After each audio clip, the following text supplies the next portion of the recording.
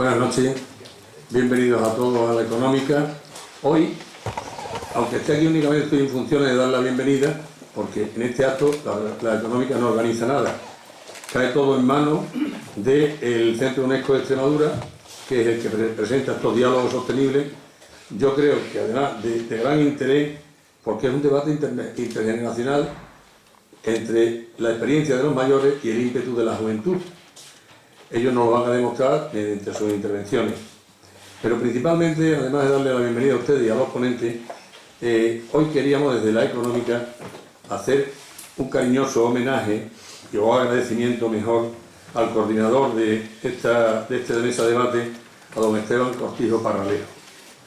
¿Y por qué? Yo le digo aquí, queremos expresar nuestro agradecimiento a don Esteban Cortijo Parralejo por el documento dedicado a la Real Sociedad Económica Extremeña de Amigos del País en la publicación Revista de Estudios Extremeños con el título Julián de Luna y Peña, un economista extremeño en la primera mitad del siglo XIX. En él nos narra cómo don Julián de Luna y Peña, socio de la Matritense, de la Real Sociedad Económica Amigos del País de Madrid, nacido en Zarzacapilla el 22 de agosto de 1789 y fallecido un 21 de agosto de 1848 en Cabeza del Buey, donde transcurrió gran parte de su vida, fue catedrático titular de Agricultura en Badajoz, en la cátedra creada por la Real Sociedad Económica de Amigos del País, y de Matemáticas en Cáceres, llegando a ser gobernador en esta provincia, así como en la de Vizcaya y de Huelva. Sin duda influyó en el carácter de su nieto, Mario Rosso de Luna, como podemos apreciar por el prólogo que Fernando de la Cuadra Salcedo realiza en su obra De Gentes de Otro Mundo. Julián de Luna fue uno de los caracteres más enérgicos y sabios de su tiempo, hijo de la enciclopedia. De él dice el ínclito don Nicomedes Pastor Díaz que muchos de los que han mandado en provincias no perderían nada con ser algún tiempo sus amanuenses. Luna, en su actuación como jefe político en Bilbao, baste decir que amó tanto a estas imponderables sociedades económicas de Amigos del País, de las que era preclaro miembro, y tanto también a las vascongadas, que la Diputación Foral, al despedirle con lágrimas en los ojos, le entregó un memorial que más o menos acababa diciendo: Su señoría se apartará de nuestra villa, pero jamás de nuestros corazones, y hasta en el seno de su hogar, donde se reposará tranquilo con los suyos, nuestra gratitud le acompañará eternamente. Julián de Luna, preocupado por la pervivencia de la Sociedad Económica de Badajoz, como sabemos por una carta de Donoso Cortés en la que le responde que hacía medio año costaba en el Ministerio una exposición contra la Sociedad Económica de Badajoz, diciendo: es la imprudencia de usted en meterse con quien puede más. En abril de 1937 describe Donoso a su antiguo maestro: no hay duda en que usted está destinado a ser víctima de todos los partidos. El liberal exaltado despoja a usted de su destino, el carlista de su camino. Triste suerte del hombre de bien. Las prácticas en la Cátedra de Agricultura no comenzaron hasta el 17 de enero de 1820 en unos locales cedidos por el Ayuntamiento de Badajoz en las casas consistoriales de la Plaza San Juan, aunque sin el jardín botánico preciso. Hasta 1923, fecha en que los liberales salieron corriendo a Portugal frente a los realistas, poniendo fin al trienio liberal del 20 al 23. La represión absolutista alcanzará la Económica desde el 1823 hasta el 19 de noviembre de 1933, la llamada década ominosa, que reinicia sus actividades.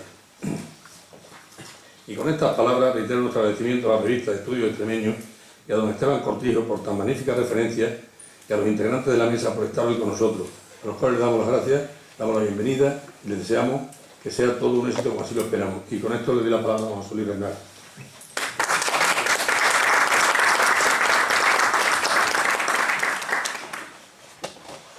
Muy buenas noches, muchísimas gracias, señor secretario de la Real Sociedad Económica y Amigos del País de Badajoz. Queridos amigos, la mayoría sois amigos y colegas, me conocéis. Quiero intervenir introduciendo brevísimamente estos diálogos como vicepresidente del Centro UNESCO de Extremadura, para explicaros en dos palabras que el Centro UNESCO de Extremadura, que es de todos, de toda nuestra región, tiene dos actividades fundamentales a lo largo del año, que son el Premio Comunidad Sostenible y las Jornadas Comunidad Sostenible, y desde hace 3 años, incluido los diálogos sostenibles. Comenzamos en el año 2014 y el año pasado 2015, y en esta tercera edición hemos querido traer los diálogos a Badajoz. Se realizaron en Cáceres las 2 ediciones anteriores. Hemos querido traerlo a Badajoz para que realmente el Centro UNESCO se sienta como algo de todos, y porque nuestra intención con los diálogos sostenibles era, como dice nuestra página web, era crear un foro de debate, un espacio de debate y de discusión sobre asuntos vigentes, importantes, que nos atañen a todos como extremeños. Un foro de debate sin cortapisas, sin líneas prefijadas, sin influencias, ni buenas ni malas, absolutamente libres, o todo lo libres que podemos ser cuando nos sometemos a un debate, para enfrentar los retos que como región tenemos. Siempre, si es posible, vinculado a lo que al Centro UNESCO de Extremadura le ha parecido enseña de su vida y de sus actividades prácticamente en los 10 últimos años, que es la sostenibilidad de nuestra región, pensar en un futuro sostenible para Extremadura.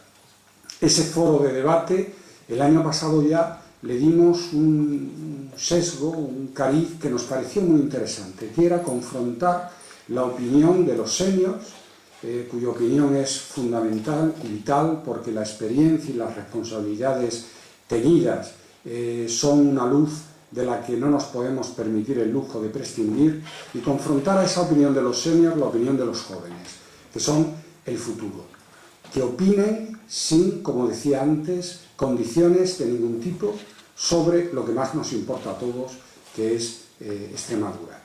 Este año hemos invitado a la presidenta del Consejo de la Juventud extremeño, en la voz de los jóvenes.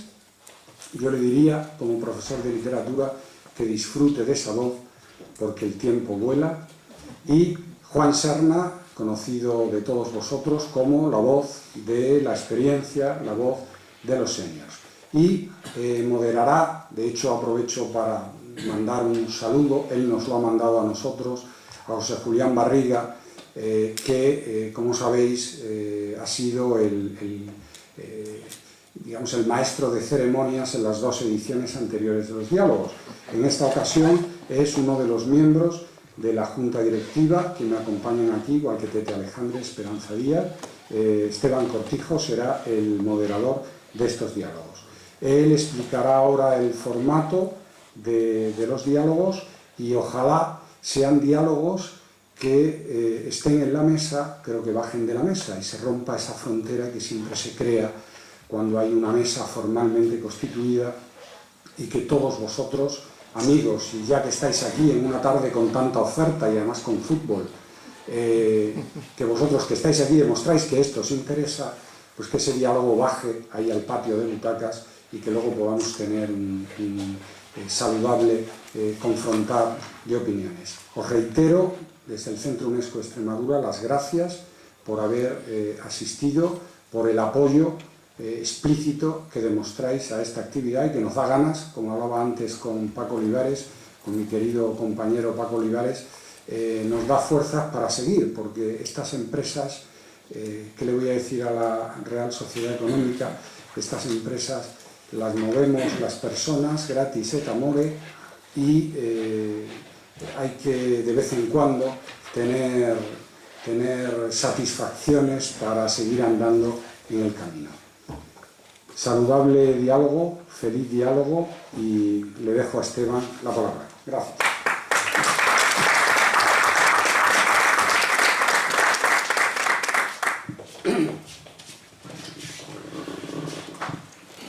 Muy buenas tardes. Muchas gracias por haber venido.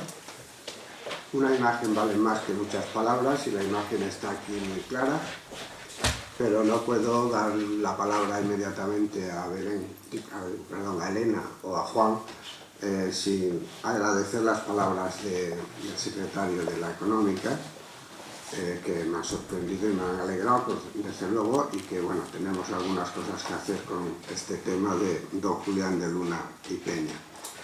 En segundo lugar, estamos en uno de los diálogos sostenibles que de alguna manera están creando, por lo menos, decía yo antes a Elena, pues lo sostenible, los diálogos, los premios de la sostenibilidad, estamos generando una determinada manera de entender Extremadura, y yo a ellos dos, cuando los elegimos desde el Centro UNESCO para participar en este debate, les dije las cosas que le escribía a uno se las escribía a otro, pues que hay muchos conceptos de Extremadura para el futuro.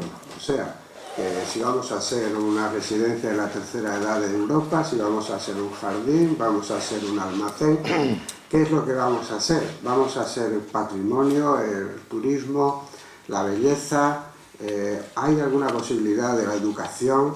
Ahora que está todo en la nube, quizás podríamos hacer alguna cuestión especial con aquellos sueños de los ordenadores, etcétera, etcétera.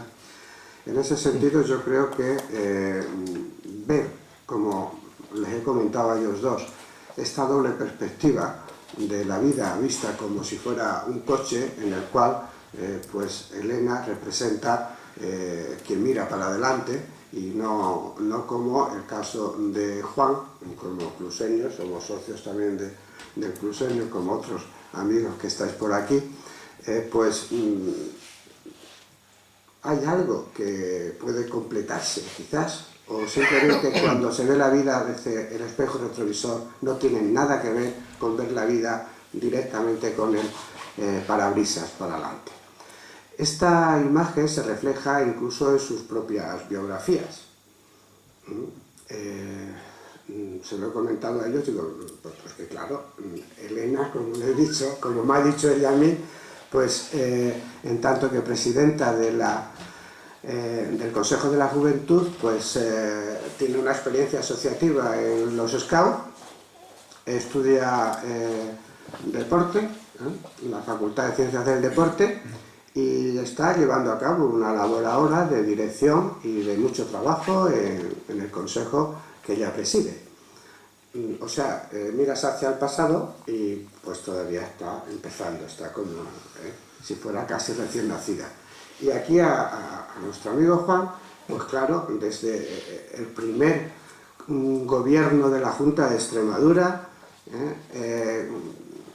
la cantidad de cosas que algunos, que yo en particular, y Manolo Pecelí, que está ahí, que coincidimos en Villanueva con ellos, con él y con Olaya, que está también ahí, su mujer, pues era como otra cosa distinta a lo que eran los consejeros en general, ¿no? Y todo el mundo sabe que en Villanueva había una especie como de corriente alternativa al presidente que aquí había, que era más, no sé, de otros sitios o de otras provincias, otras ciudades, no sé cómo lo voy a decir, pero que hubo un pequeño enfrentamiento que él menciona en su currículum y que indica, desde luego, que no siempre se opina lo mismo sobre las mismas cosas. En ese sentido, pues su currículum está lleno, como sabéis, de actividades relacionadas con la ecología, el medio ambiente. Trae aquí ese famoso volumen que en aquellos años aportó luz en muchísimos debates y a muchísimas personas. Ayer citaba yo en una historia de la tele a Víctor Chamorro, que también tenía otro debate con respecto a estas cosas de Extremadura. Y en última instancia yo creo que el Centro UNESCO, cuando organiza este tipo de cosas, lo que pretende es que haya diálogo y que haya convencimiento de que si cada uno va por su parte, por su lado, pues vamos a estar siempre muy desorganizados. Y esto es lo que yo suelo decir con respecto a la sociedad civil, que está muy desorganizada, y estoy en un sitio donde creo que este tipo de diálogos y de conversación hay que tener. En Extremadura, como en todas las tierras pobres, están muy bien organizados los otros. Los otros, que todo el mundo sabe lo que son, los militares, los curas, los empresarios y los políticos, aunque parezca que a veces discuten. Pues los demás somos los otros, y estamos muy desorganizados. ¿Qué pretende el Centro UNESCO? Y ahora, al traer este diálogo sostenible a Badajoz, en vez de estar confinados a la provincia de Cáceres, pues una cosa que yo creo que ningún sitio mejor que este para decirla.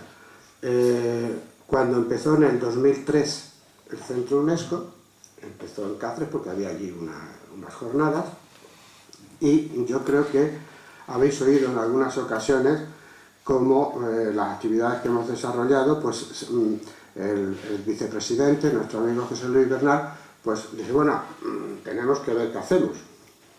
Esto está en la base de todas las asociaciones que quieran pertenecer al Centro UNESCO en Extremadura. Entonces, la económica yo creo que debería ser una de las que debieran estar también en el Centro UNESCO.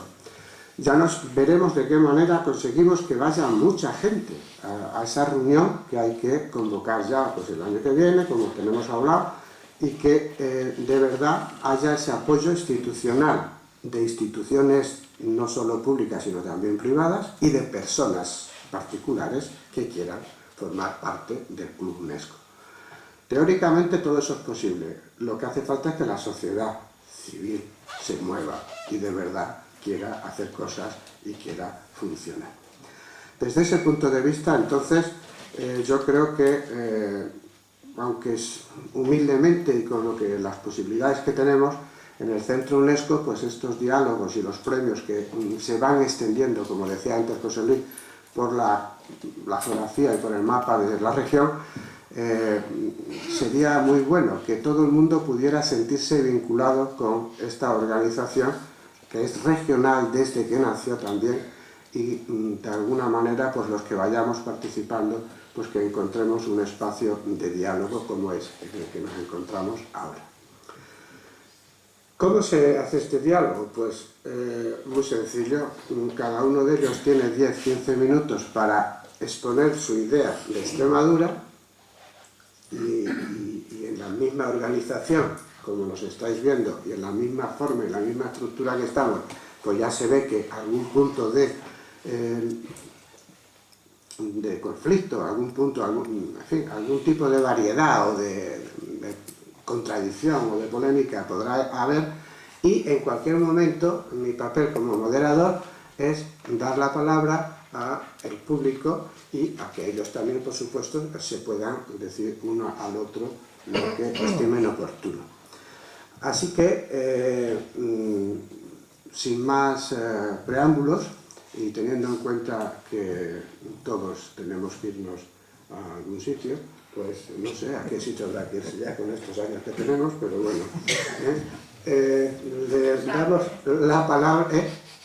Una cosa, era que pedirle el favor que se acercara al micrófono. La palabra que bueno, puedo acercarlo Para que vosotros se también. oiga bien. Pues muchas gracias. Sí, es verdad, ahora se oye mejor.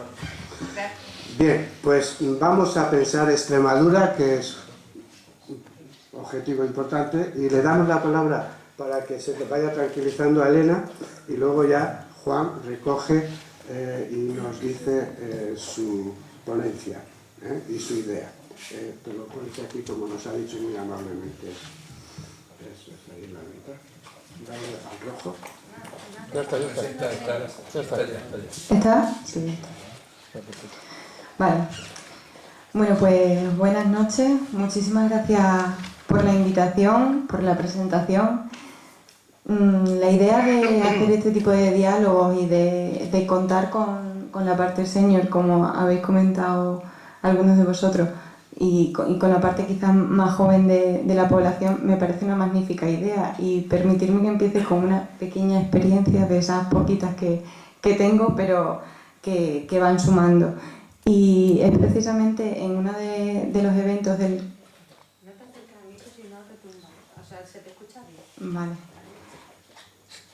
Precisamente en uno de los grupos de trabajo del Consejo de la Juventud de España, en materia de educación, quisimos hacer una reunión con personas expertas en la materia que elevaban bastante la edad de lo que normalmente había en aquella sala, pero que aportaron muchísima experiencia y muchísimo conocimiento, y al final no vimos tantas diferencias como creíamos en un principio, y sí que íbamos bastante en la línea, aunque a lo mejor pues podíamos diferir un poquito en los métodos, sobre todo porque a veces ocurre que caemos sobre la misma piedra y las personas con experiencia pues ya tienen ese conocimiento. Pero me parece de verdad una magnífica idea. Para mí aquella fue una experiencia singular y que me marcó muchísimo, así que agradezco poder tener... Mira, vengo de un curso y he visto que tengo todavía el nombre. que gracias por esta oportunidad, porque creo que puede ser muy interesante. Y gracias además por parte del Consejo de la Juventud de Extremadura, porque sí que es cierto que quizás no todo el mundo nos conoce, no todo el mundo nos aprecia o no tiene en cuenta, y creo que poquito a poco sí que vamos calando un poco más y vamos siendo un poco referente en la comunidad y sobre todo referente para la juventud, y es una de las grandes luchas también que tenemos, conseguir ser más referente, que se vean más reflejados en el Consejo de la Juventud. Así que gracias por esta oportunidad y por darnos a conocer todavía un poquito más. Muy brevemente, porque además a mí me suele gustar más contestar que empezar, pero me toca empezar, y me preguntaban la idea de Extremadura y un poco con esa idea de sostenibilidad. Y bueno, en el Consejo de la Juventud de Extremadura otra cosa no, pero análisis de Extremadura venimos haciendo bastante. Es cierta que la situación es bastante conocida por la mayoría de las personas, pero quizás una de las cuestiones más graves, y en materia sobre todo de juventud, que es la que más manejo, Extremadura está perdiendo jóvenes y los pocos jóvenes que le van quedando se están empobreciendo. Entonces yo creo que esa es la fotografía con la que a lo mejor yo empezaría este marco de sostenibilidad. Entiendo que a lo mejor la vida es bastante cíclica y que esto ya ha ocurrido en otras ocasiones, pero ahora mismo es el punto de partida en el que nos encontramos y del que quiero comenzar. Esto complica mucho la idea de sostenibilidad de Extremadura, porque yéndonos a la definición quizás más básica de sostenibilidad, es tener la capacidad de mantenerse, ¿no? De perdurar.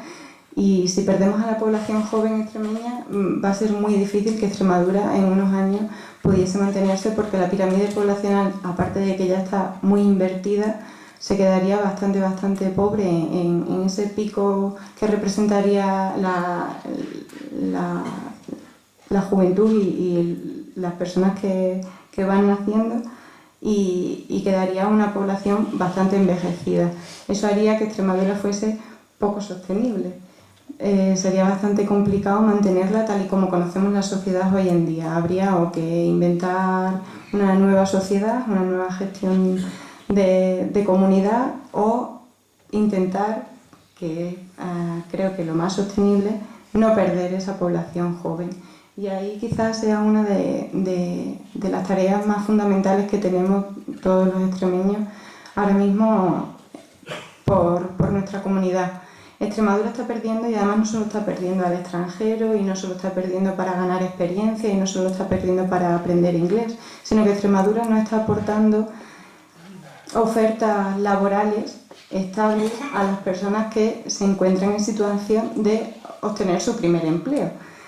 Entonces, ¿esto qué hace? Pues que se vayan a buscarlo. Y no solo al extranjero, sino la mayor migración es a otras comunidades españolas. Es cierto que luego muchas veces vuelven, pero también lo cierto es que la mayoría de las veces no es así, porque Extremadura es una comunidad que, aunque tiene una grandísima oferta, sobre todo en esa parte más verde que nos representa, pero pues escaseamos en alguna de las otras. Entonces, quizás una de las grandes oportunidades para que Extremadura fuese sostenible es intentar ir por la oferta de empleo real, verde. Esto que se viene escuchando ahora de Extremadura verde, el empleo verde, eso que parece que ahora que es nuevo, pero que en realidad es que volvamos a ser lo que hemos sido siempre, una comunidad ganadera, agraria, que ha vivido de lo que tiene, que lo explota bien explotado en el sentido más puro de la palabra, pero que realmente sabe aprovechar esos recursos y vivir de ellos. Creo que dignificar muchas de las profesiones tradicionales que se están perdiendo sería también una buena oportunidad para que Extremadura volviese a tener algunas de las profesiones que se están perdiendo, como pueden ser, pues ya os digo, las que se dedican sobre todo al campo, porque parece que se ha desprestigiado muchísimo eso. Extremadura hemos sido rural y se ha tendido a huir hacia las ciudades, ¿Y qué ha ocurrido? Pues que se están despoblando los pueblos, que están desapareciendo las profesiones más tradicionales, como venía diciendo, y eso está haciendo que Extremadura cada vez tenga menos recursos para sostenerse a sí misma. Vamos a perder aquello que realmente teníamos y será bastante difícil. Entonces yo sí creo que deberíamos hacer una labor fundamental para que Extremadura fuese sostenible en esa materia. Por otro lado, yo creo que también podríamos ser quizás un nicho importante de diseño, invención, creación de nuevas tecnologías, porque en realidad con tener entendedme, una pequeña sala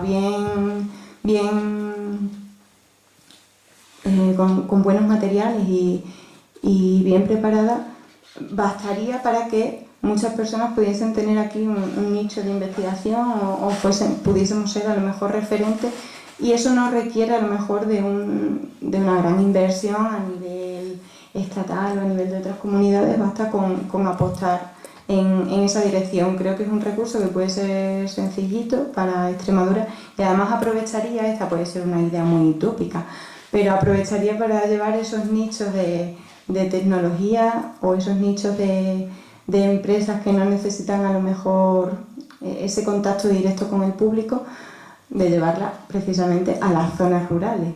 Es una de las cuestiones que venimos comentando en los últimos meses, precisamente porque creemos que puede ser una buena solución para esta despoblación que está sufriendo las zonas más rurales, de personas jóvenes que se van en busca de empleo, pues llevemos el empleo a las zonas rurales. ¿Es otro tipo de empleo? Sí. Extremadura ahora mismo a lo mejor no tiene una oferta formativa para ese tipo de empleo.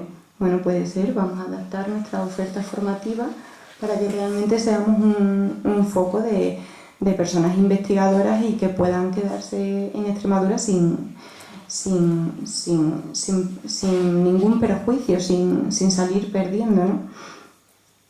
Y por último, yo creo que también Extremadura debería, ya lo hace y creo que va bastante bien encaminada y que vamos ganando poco a poco, pero deberíamos explotar esa capacidad turística que tenemos innata y que además vamos fomentando cada vez un poco más. Creo que pueden ser 3 de los factores más importantes, clave para la sostenibilidad de Extremadura en los próximos años. Un turismo sano, un turismo verde, un turismo entendiendo Extremadura y queriéndola y respetándola, pero sobre todo hacer una buena venta hacia el exterior, dar una buena imagen, hacer un lavado de cara de Extremadura y saber comunicar aquello que tenemos y que la gente lo vea con los mismos ojos que lo vemos nosotros, que creo que todos estamos encantados de nuestra Extremadura.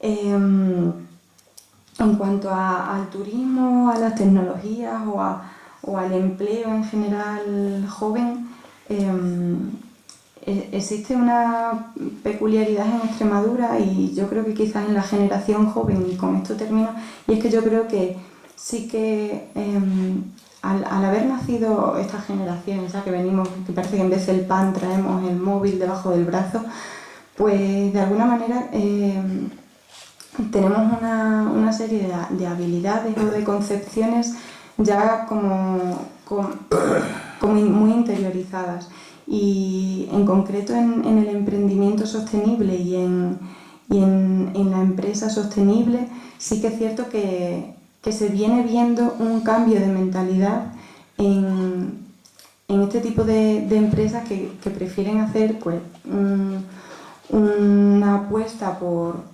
la sostenibilidad, y viene dándose más entre personas jóvenes. Entonces creo que puede ser una oportunidad muy importante también para Extremadura fomentar este emprendimiento sostenible y procurar que, bueno, pues, que con un poquito de educación, de concienciación, de sensibilización en la población en general se puedan conseguir unos futuros empresarios bastante comprometidos con su comunidad.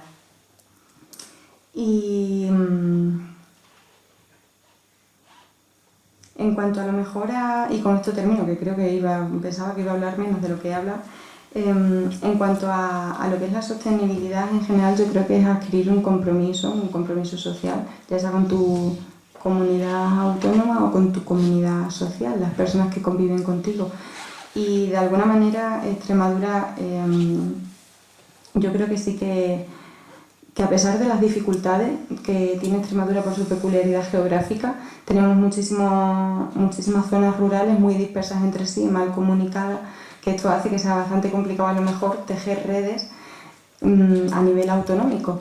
Pero sí que en cada pueblecito y en cada localidad se suele ver bastante participación. Creo que además este diálogo es una muestra de esa participación activa y crítica con la sociedad. Y yo sí creo que es algo que se tiene que fomentar un poquito más, pero que ya está en Extremadura. Y que si conseguimos, como bien decía, organizarnos un poquito más a nivel social, que ya tenemos una base, ya tenemos un tejido base que puede servirnos de empuje, pero en concreto la participación juvenil creo que viene pisando un poquito, bueno, no sé si viene pisando fuerte o es que con la edad se deja de participar, pero las estadísticas demuestran que participan el doble de personas jóvenes que adultas. Aquí estamos descompensados por completo, pero sí que es cierto que las estadísticas dicen, pues entiendo que cuando tienes una vida estable a lo mejor dejas de, no sé, o cuando tienes dinero te dedicas a viajar y prefieres dejar de participar.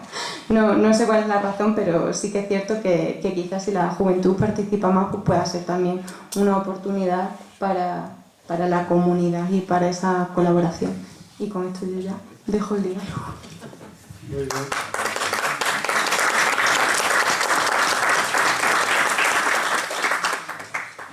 Bueno, Juan, está muy bien esto, de que aquí participamos más los mayores.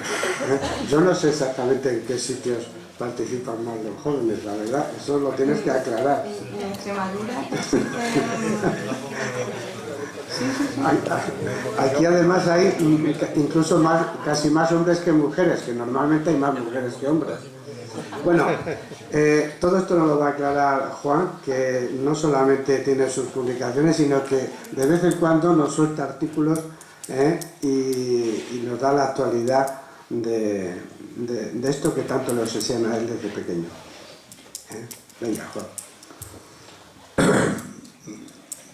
Yo me he permitido traerme esta obra porque no es solo el inventario, el recuento del saqueo de Extremadura.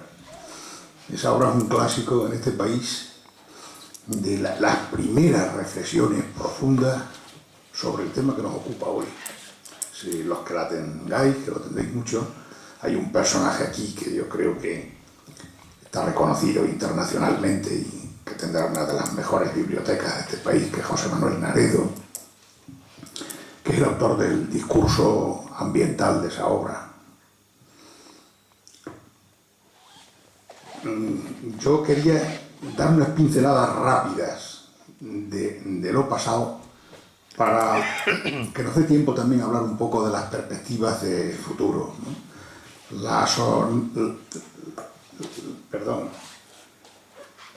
La sostenibilidad no es un concepto que ha nacido hoy, que se ha improvisado, que nace de la noche a la mañana. Tiene unas raíces ya lejanas en el tiempo y no se ponen de acuerdo en ella la mayoría de los autores. Lo que pasa es que para estudiarla un poco académicamente, pues tienen ustedes cantidad de literatura. A mí me parece más interesante exponer un poco cómo se ha ido desarrollando, las razones de cómo y de por qué.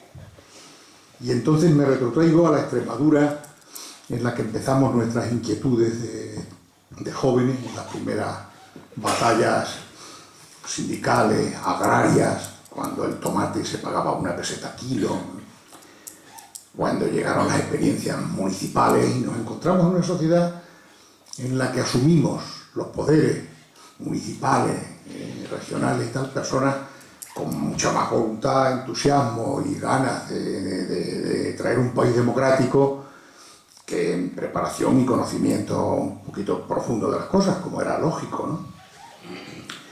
Y aquí además se hace la primera Consejería de Medio Ambiente. Tenía otras competencias, pero a mí me tocó esa. Y claro, no se pueden ustedes imaginar la soledad que puede llegar a sentirse en ese entorno político de temas sobre los que no había cultura ni había conocimiento alguno. Y más bien las sensibilidades iban casi siempre en sentido contrario. 3 ejemplos. Esa finca que compran ahora los jeques árabes, que nos apabullan con lo que van a hacer 10.000 hectáreas, a la que venía el rey, porque se mataban más perdices que en ningún lado de España, tenía unos carteles puestos con el precio que pagaban por cada rapaz que mataran, por cada especie superprotegida, con el apoyo de la guardería y de... O sea, imaginaos un poco la mentalidad que había. Y gracias a algunos trabajadores de la UGT podíamos enterarnos con Garzón, que estaba conmigo y tal, para decir, hombre, no hagan ustedes esto, no hay necesidad de esto es terrible, matar estas especies, ¿no? Eso por poner un ejemplo de naturaleza.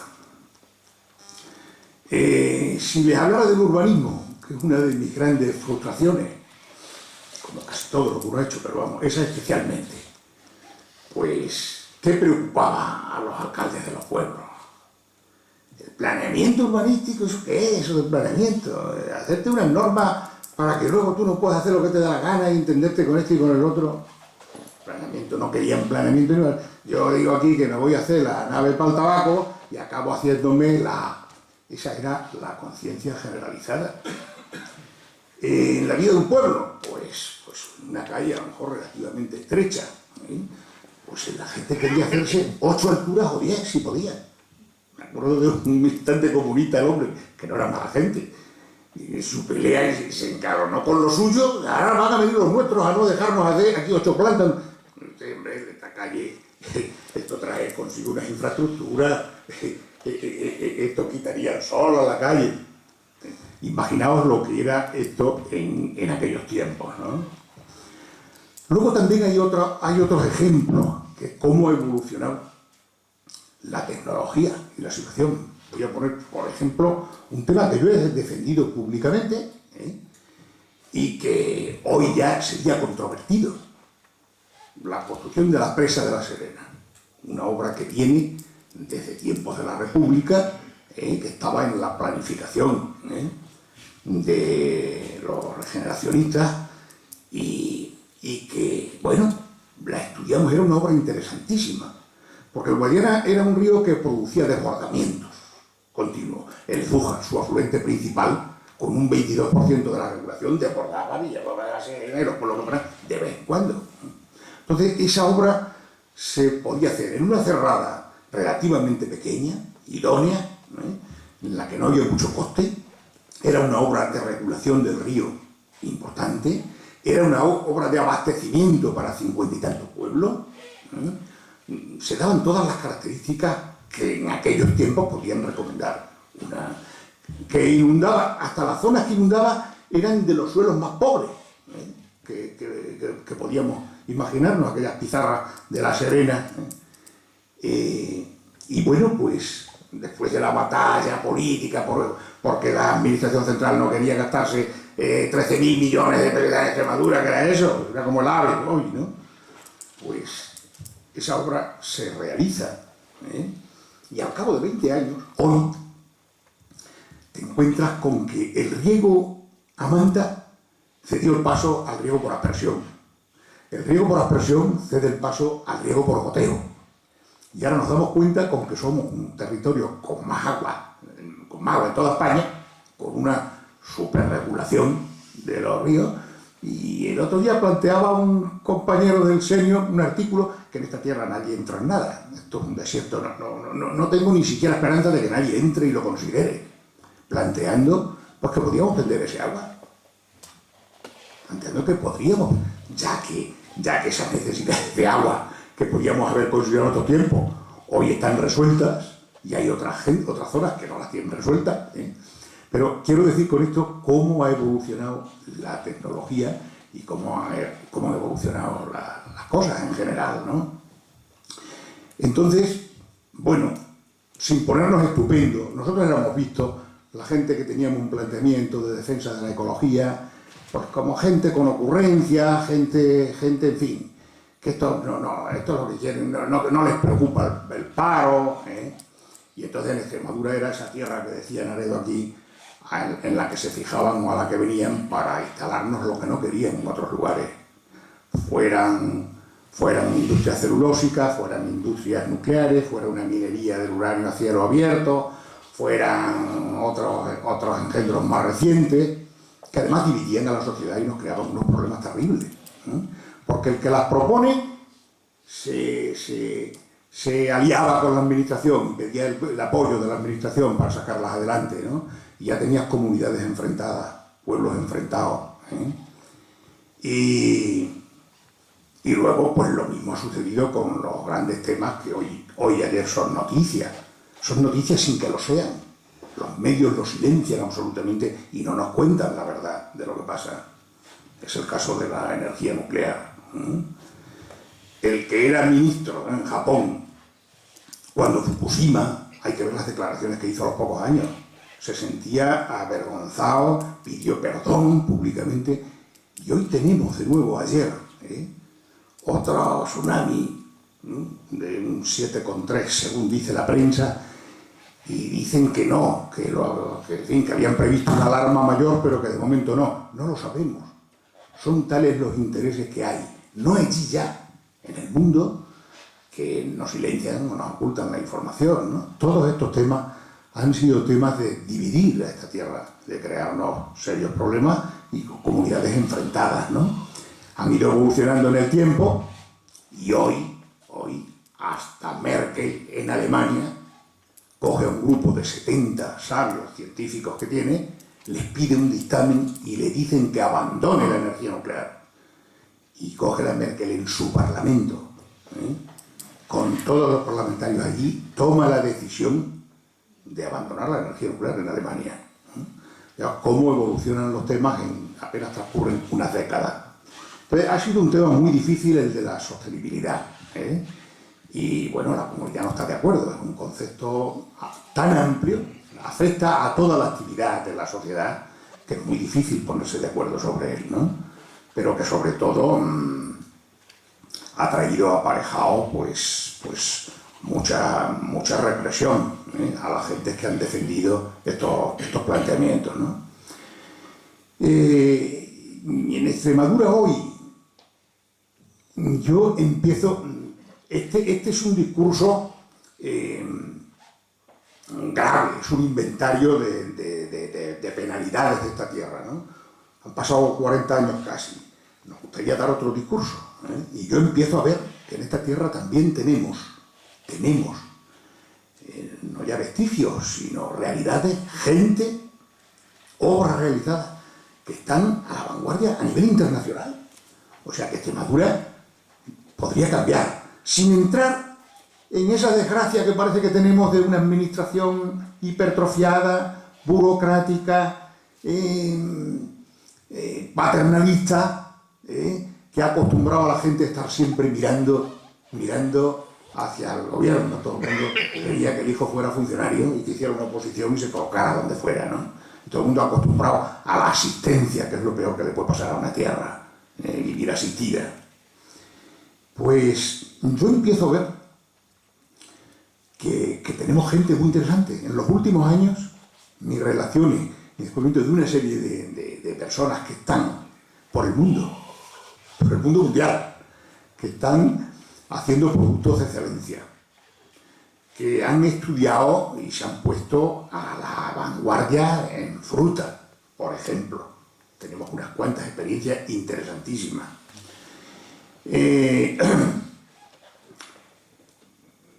Hasta yo que he criticado profundamente a un cooperativismo paternalista, intervenido, completamente dependiente y sostenido por la administración, descubro que hay un grupo cooperativo importante, que muy pronto va a dejar pequeño al que acaba de quebrar, que es el primer productor de tomate en Europa. Pero ya no es eso, ya que se ha metido en fruta, ha cogido 5, 6 o 7 subsectores y está resultando un grupo cooperativo modélico. Hace 4 años o 5 escribí un artículo que le titulé La agonía de la cabra. Pasaba por una coyuntura, el sector caprino horrorosa, de vergüenza, estaban trabajando a pérdidas. Se reunieron hicieron una cooperativa, pusieron 500 euros cada uno para empezar, y hoy son la primera cooperativa caprina de Europa.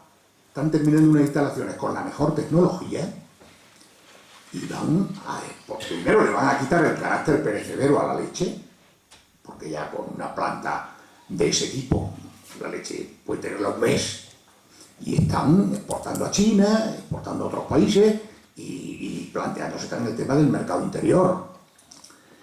En fin, he seleccionado a 20 personas, con 20, para hacer un poco, ahora un libro, la antítesis a 20 personas cuya obra es interesantísima, que han salido fuera, que han descubierto mercado, que están empleando a mucha gente. Aquí hay experiencias con 1000 y pico de personas cada una, y con mujeres, con una mayoría de mujeres trabajando.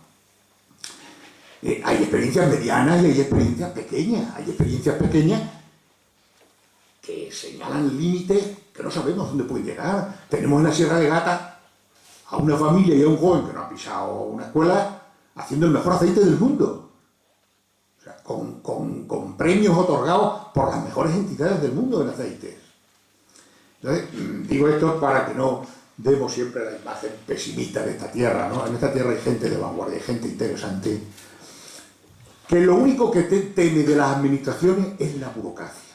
Padecemos una burocracia tan inmensa que es lo que muchísimas veces hace que no puedan salir adelante los proyectos, porque del tema que hablamos esta noche hay dos instrumentos en el tema de la evaluación del impacto ambiental y la evaluación ambiental estratégica, que son los dos instrumentos del tema que nos ocupa esta noche, que se gestionan como se gestionan. Está también la participación pública, impuesta por la Unión Europea como absolutamente obligatoria, para que estos procesos se hagan con transparencia, y no se conviertan ni en un freno a la realización de empresas, de obras, de actividades, ni tampoco en un coladero donde cada uno haga lo que quiera. Pues bien, sigue habiendo unas presiones terribles, a veces absurdas y por falta de información, de querer hacer las cosas contaminando, creando problemas, en vez de haciéndolas posibles y haciéndolas viables sin tener que generar esos problemas. Por ponerles ahora un ejemplo reciente y para que vean que esta tierra no acaba nunca de despegar, hace muy poquito que se ha denunciado un vertido salvaje en Mérida de una empresa participada públicamente. ¿Y qué creen ustedes que se le ocurre? Pues al director general guardarse la información en su despacho y no proporcionársela ni siquiera al fiscal. No tenemos fiscal de medio ambiente, pero se la habían pedido de Madrid. O sea, todavía siguen sucediendo esas cosas en esta tierra. Claro, eso va contra el tema que hoy nos ocupa, ¿no? Entonces, muchas veces las cosas se hacen por ignorancia, otras veces se hacen por intereses, pero sin una información clara, de que vamos hacia una sociedad en la que los problemas ambientales son cada día más terribles, y luego tienen unas consecuencias mucho peores. La contaminación en las grandes ciudades es un tema que preocupa enormemente en estos tiempos y que está empezando a exigir medidas drásticas, ¿no? Entonces, bueno, yo creo que al mundo de la universidad, claro, los temas tienen una complejidad enorme. Los jóvenes, la cantidad de jóvenes que hoy salen titulados y preparados y especializados en diversos temas, ¿no? Pues pueden ayudar mucho a que las administraciones no funcionen como se ha funcionado anteriormente, ¿no? Cada uno a su aire o a capricho del político de turno o por peleas de partido, sino que haya un diálogo interesante con el empresariado, con la gente que crea.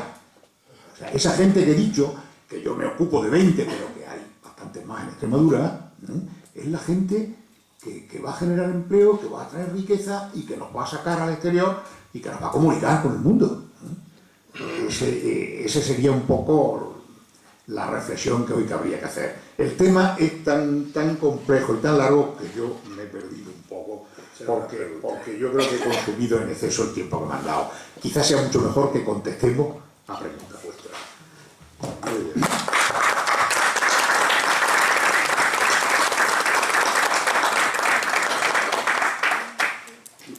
Bien, pues abrimos el turno de intervenciones y no sé si a lo mejor Elena, con estas referencias, tú ves, volviendo a la metáfora inicial, el futuro con más claridad de lo que has visto hasta ahora, o crees que en el futuro todos los puestos de trabajo van a ser digitales y no vamos a tener que andar con la huerta y con